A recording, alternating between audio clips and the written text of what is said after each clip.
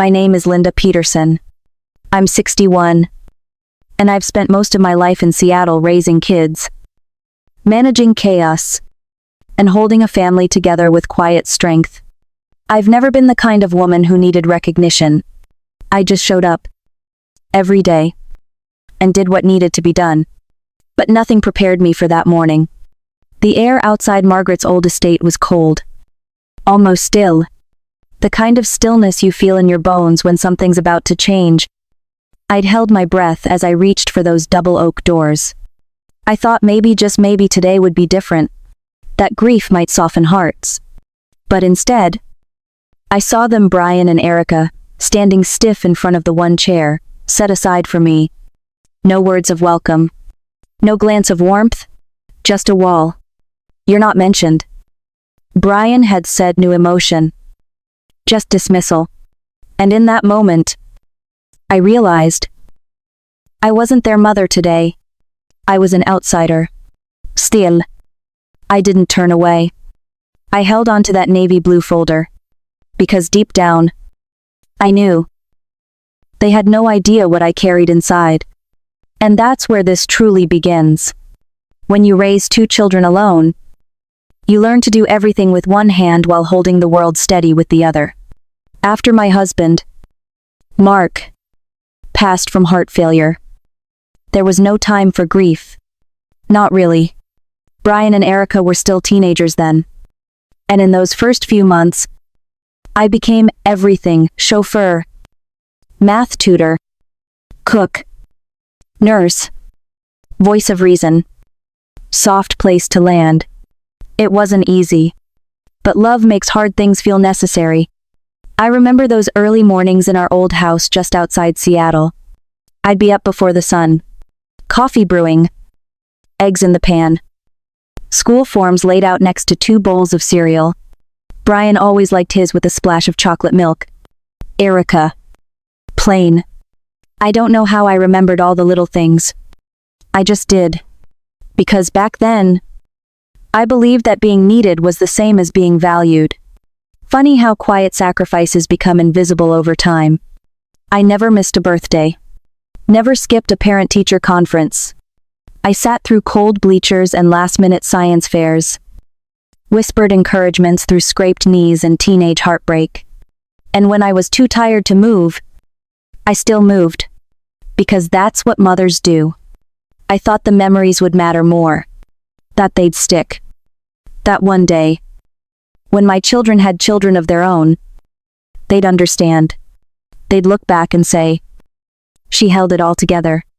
But now, standing there in that estate, being blocked from a chair that should have been mine, all I could think about was how quickly decades can be erased. How fast love can be rewritten into obligation. I didn't raise them to be cruel. I raised them to be strong. Maybe in some twisted way. They thought this strength, this coldness, was what I'd taught them. But I've always believed real strength doesn't come from pushing people out. It comes from showing up, even when it hurts. That morning, as they stood there, Brian with his jaw set, Erica with her arms folded, I saw something I hadn't seen before. Not just disappointment, not just anger, but entitement. They truly believed they had the final word. That they could erase my presence by denying me a seat. And still, I didn't argue. I didn't beg. I simply stood still. One hand on my folder. One breath at a time. Because I knew what they didn't. I had prepared for this. Years ago. When no one was watching. When no one thought it mattered, I'd made sure the truth was protected. And it was almost time to let it speak for itself. But first, I need you to understand why this story runs deeper than a will. Before Margaret got sick, she and I used to laugh about growing old together. We were only 11 months apart, Irish twins. Our mother called us, and even as kids, we moved through life like 2 sides of the same coin. I was the steady one. She was the spark. When her laughter filled a room, you couldn't help but join in. But the years changed things. Her memory started to slip. Just little things at first. Missed appointments. Repeated stories. Words lost halfway through a sentence. I told myself it was just age. That we'd laugh about it later. But there came a day when she forgot the name of the street we'd grown up on. And that's when I knew I couldn't pretend anymore. So I did what I'd always done. I showed up. I turned the guest room into a space where she could feel safe. Soft blankets. Framed pictures. The smell of lavender, like she used to love. I kept her pills organized in color-coded trays. Drove her to appointments. Stayed up late when she couldn't sleep. Some nights, she'd hum old songs from the radio while I sat beside her. Knitting in silence. Just waiting for the melody to end. Brian and Erica didn't come often. They'd tell me they were busy new jobs. Travel. Deadlines. I didn't argue. I just learned to stop expecting the phone to ring. Caring for Margaret wasn't easy. But it was real. There's something grounding about being needed by someone who doesn't ask for much, just presence. And I think that's what she remembered. Even when her mind began to fade. One night, she sat at the kitchen table. Clear-eyed for the first time in weeks. She said she wanted us to make our wills together. I remember the steadiness in her voice. How she insisted that family could be complicated. But love should never be. She told me she wanted things to be fair. To be right. That she trusted me to protect what mattered when she no longer could. We spent that evening gathering papers. Signing pages under a notary's watch. Making sure everything was done properly. At the time, it felt like one more act of responsibility. But now, looking back, I realize it was something greater. It was her way of leaving me strength disguised as paperwork. After she passed, I handled everything: the funeral, the estate, the endless calls. I didn't expect gratitude, but I also didn't expect to be erased. That's what hurt the most. Standing there years later in her home, being told I didn't belong. They didn't know the nights I held her hand when she couldn't remember her own name. They didn't know that the woman they were mourning had already left me a piece of her legacy, a truth that was about to change everything. Because when love is honest, it doesn't vanish. It leaves proof. And soon, that proof would speak louder than all their denial. When I stepped into Margaret's estate that morning, the house didn't feel familiar anymore. The walls were still lined with her books. Her furniture still arranged just so. But the warmth was gone. The air felt tight. Like it was waiting for something. I stood there with my folder in hand. But the first thing I saw wasn't the lawyer. Or the table. Or the papers. It was Brian, shoulders squared. Eyes cold, and Erica beside him. Looking down at her phone like she couldn't be bothered. They had positioned themselves directly in front of the one empty chair I knew was meant for me. It was the kind of move that didn't need words. And they didn't offer any. Just the silence of dismissal. There's a kind of betrayal that doesn't come with yelling or accusations. Sometimes it comes quietly. Through a posture. Through avoidance. Through the sheer audacity of pretending someone doesn't exist. That's what they did to me. They acted as if I was a stranger. As if the woman who raised them. Who held them through childhood fevers and teenage disasters. Had no place in that room. Part of me wanted to ask why. What had I done? Was it about money? Was it pride? But another part of me stronger. Calmer knew better. I'd seen the signs for years. Subtle distance. Phone calls that grew shorter. Holidays that came and went with nothing but a text. I'd chalked it up to adulthood. Busy lives. But now I saw it for what it was, a slow fade into disregard. Maybe they thought I was weak. That because I didn't fight. Didn't push back. I would simply disappear. But they forgot something. I had planned for this. When Margaret asked me to co-write our wills, she made it clear. She wanted fairness. She wanted truth.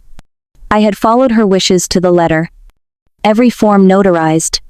Every signature properly witnessed. I hadn't brought that folder today for drama or revenge. I brought it because I knew what was coming. And when they told me I wasn't mentioned, when their eyes dared me to make a scene, I didn't. I just stood there, breathing, feeling the smooth leather under my fingers. That folder was more than paper. It was my voice. After years of being quiet, I let the moment stretch. Let them believe they'd won. Because sometimes silence is more powerful than protest. They didn't see the shift. Not yet. But I did. The lawyer hadn't even looked up. He was still flipping through the version they believed would stand. The one that left me out. But I knew better. Because the version in my hands, that was the real one. The original. The one that would change everything. I watched Brian out of the corner of my eye. He wasn't as sure as he acted. There was a flicker of doubt. Just enough to catch. Erica shifted her stance. Suddenly less composed. They sensed it. The quiet storm rising in the room. I didn't need to say a word. Because I hadn't come for a fight. I came for the truth. And it was almost time to let it be heard. What happens when the very people you gave everything to decide you're no longer worth a seat at the table sometimes? You sit anyway. And you let the facts speak for themselves. That moment was coming. But first, I had to be sure my voice would be heard the right way. I walked past them, Brian, Erica, the others without saying a word. My hands didn't shake. But my heart was heavy. The folder was still pressed close against my side. Steady and sure. I made my way to the front of the room. Where the attorney, Mr. Harding, sat, flipping through pages, without much care. He hadn't seen what I brought yet. No one had. The room felt thick, like it was holding its breath. I placed the navy blue folder on the polished table. The sound it made soft, deliberate wasn't loud, but it carried weight. It was the kind of sound that shifts attention. I didn't speak loudly. I didn't need to. I simply asked that Mr. Harding review what I had brought before proceeding. He paused, looked at me, then at the folder, and slowly, he opened it. Every page inside had been prepared with intention. The will Margaret and I drafted together in 2008. Notarized. Filed with the county. Medical documents affirming her mental clarity at the time. Witness statements. Legal seals. All in order. As he read, something shifted in his expression. Supple at first, then unmistakable. His brow furrowed. He checked a signature, then checked it again. The air in the room seemed to pull tighter. He looked up and said it quietly, more to himself than to me. But I heard it. This changes things. He didn't need to say more. I knew what it meant. That folder, and everything inside it, overrode the newer version. The one that had been quietly changed last fall. The one that left me out. I felt something then, not triumph. Not anger. Just confirmation. I had told myself for so long that the truth mattered. That doing things right would mean something. Someday. This was that day. Brian and Erica hadn't moved. But I saw it in their faces. That flicker of disbelief. The disbelief that comes when control slips through your fingers and you realize you never really had it. I didn't gloat. That's not who I am. But I did feel something settle in me. A quiet resolve. A kind of peace that only comes from being seen. Not just heard. Because for years, I'd carried the weight of loyalty. Of duty. Of love that went unrecognized. I carried it alone. But not anymore. This wasn't just paperwork. It was the truth made visible. The shift in the room was quiet but irreversible. Eyes that had ignored me now watched closely. Relatives who hadn't looked up before were suddenly paying attention. It wasn't fear or shame in their faces. It was realization. That I hadn't come to cause trouble. I'd come to make things right.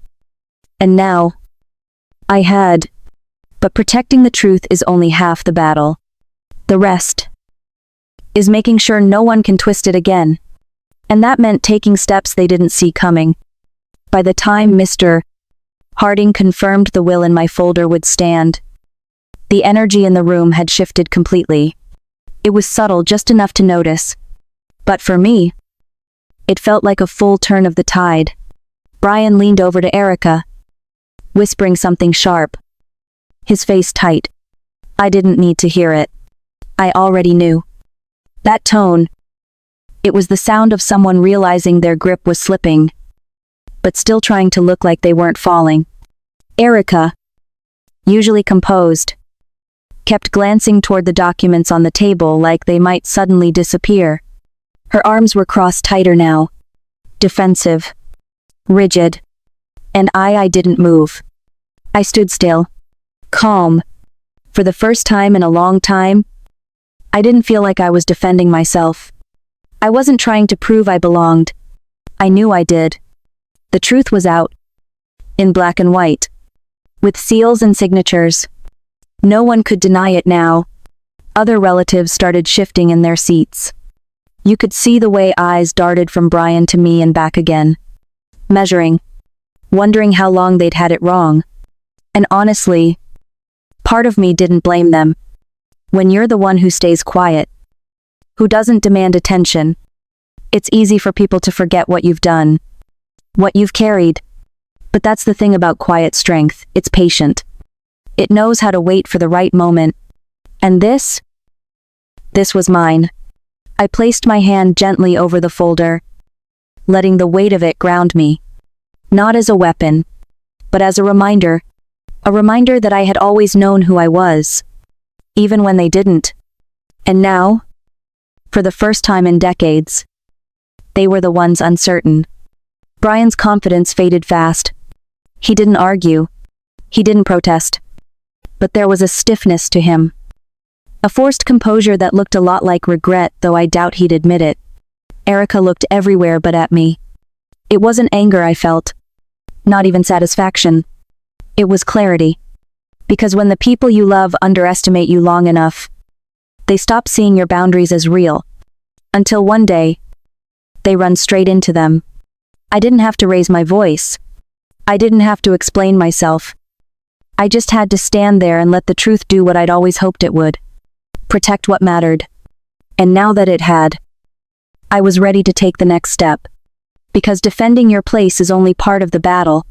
Securing it for the future. That's what comes next.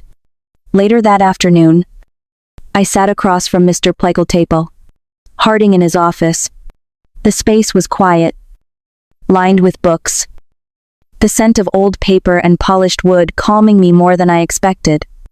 I'd spent so many years in survival mode caring for Margaret, holding the family together, doing the right thing without asking for thanks. But this moment, this was about something more than duty. It was about making sure no one ever tried to erase me again. I told Mr. Harding I wanted protections in place.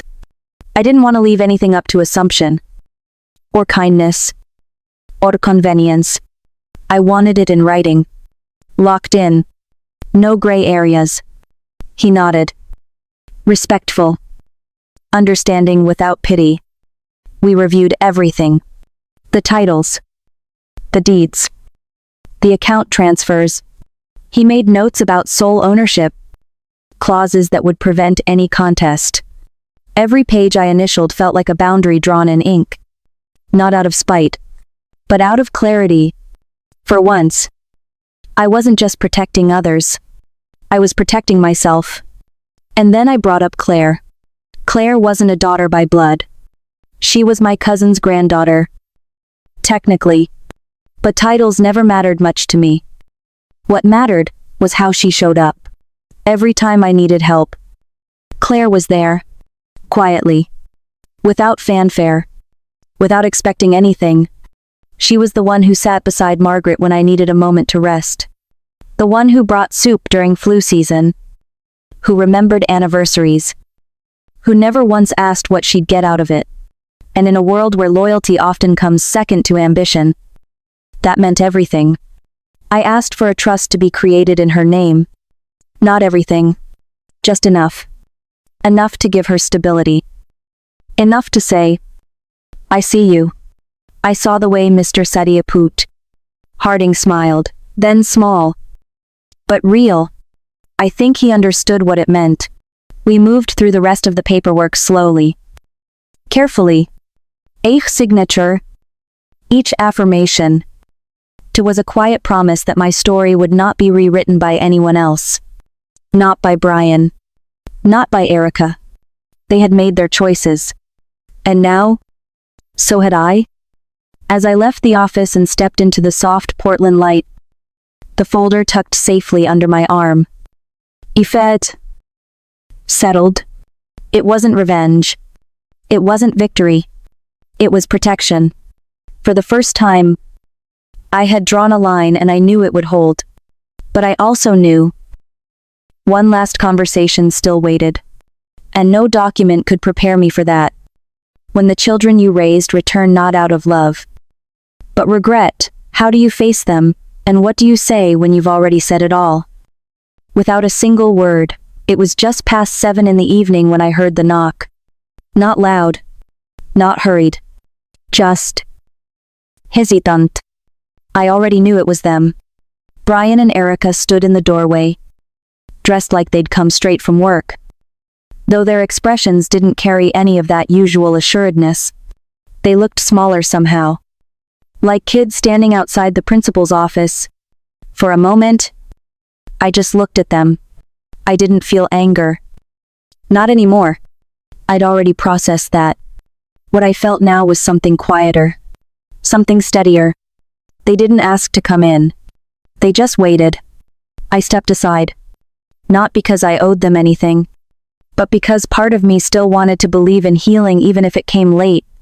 We moved into the kitchen. I made tea. Muscle memory. I suppose.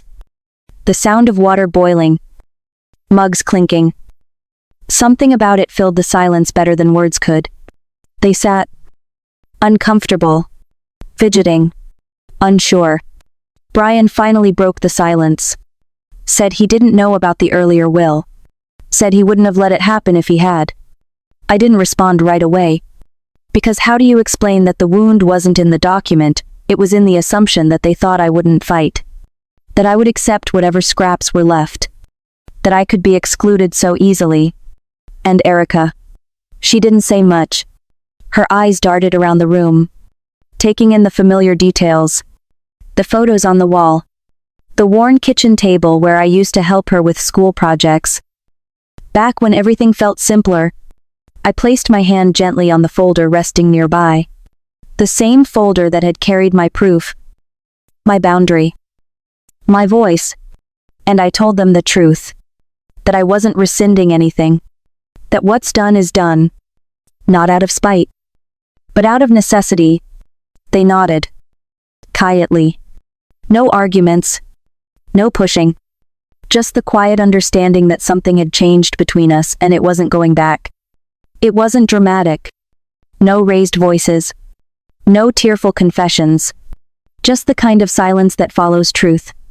A truth they hadn't expected. We finished our tea. The conversation trailing off into something like small talk. Polite. Careful. They left shortly after. And as I closed the door behind them, I didn't feel empty. I felt resolved. Because the real shift wasn't just in the will or the trust or the documents. It was in me. And some things, once reclaimed, don't need to be explained.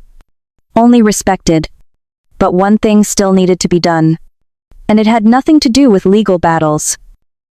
And everything to do with legacy.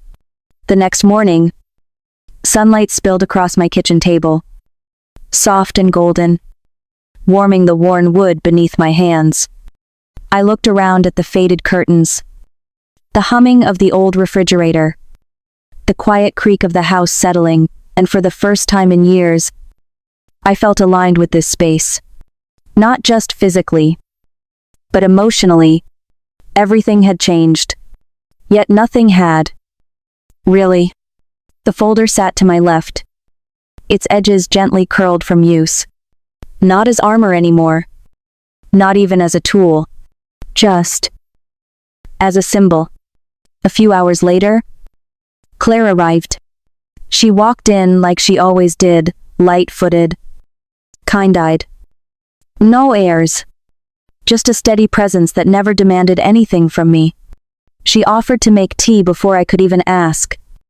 Then sat across from me with that same gentle curiosity she's always had. I slid the trust documents and the letter I'd written her across the table.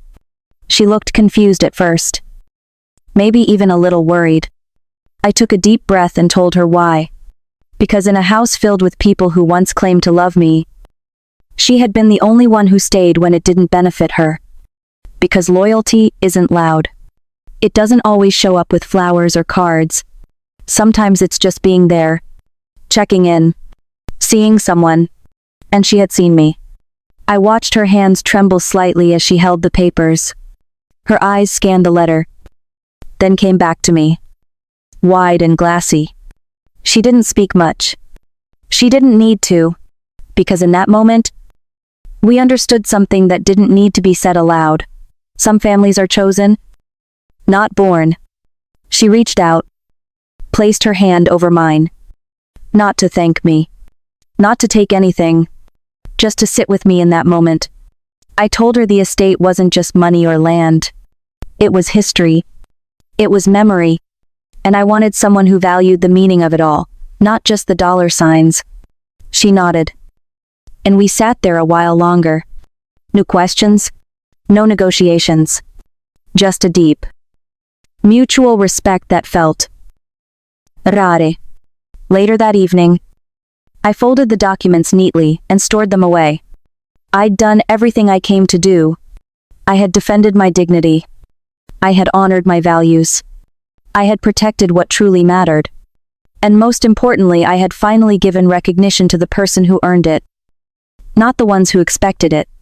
As I watched Claire walk down the path to her car, the sun low behind her, I felt something I hadn't felt in a long time.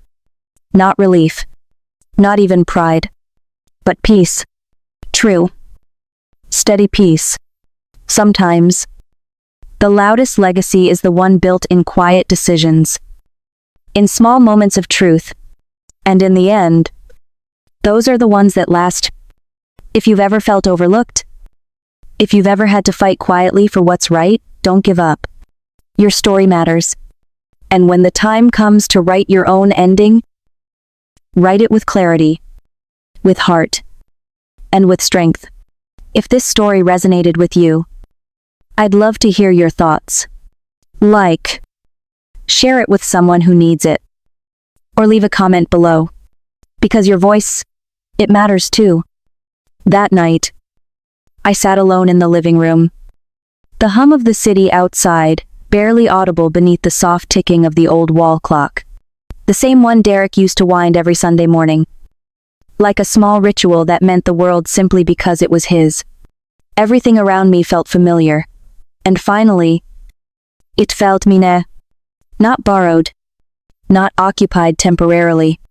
Not something I had to earn again and again. Mine. I looked around at the framed pictures, Brian's kindergarten graduation, Erica's first violin recital, old family holidays where I was always the one behind the camera, making sure everyone else was smiling. But tonight, the silence didn't ache. It didn't carry regret. It carried clarity. Because what I'd realized too late, perhaps, but better late than never, was that I had spent most of my life giving everything without ever asking for anything in return. And people get used to that. They grow accustomed to your selflessness. They begin to expect it. Until one day, you say no. You draw a line. And that's when you see who really respects you. That folder. It wasn't revenge.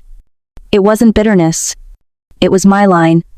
It was the moment I stopped asking to be seen and started standing where I belonged. No raised voices. No drama.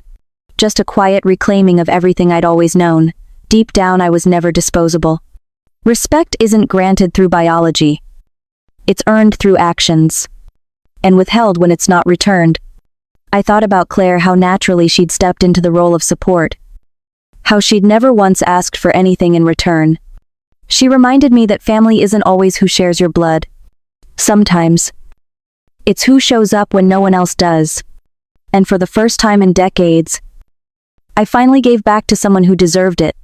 So if you're listening, and you've ever felt like the invisible thread holding things together, please know this: you are allowed to draw boundaries. You are allowed to expect respect. And you are absolutely allowed to choose yourself. If this story spoke to you, I'd love for you to leave a comment, share your experience, or pass it along to someone who needs to hear it. Because this isn't just my story. It's one many of us live. And it's time we started telling it out loud.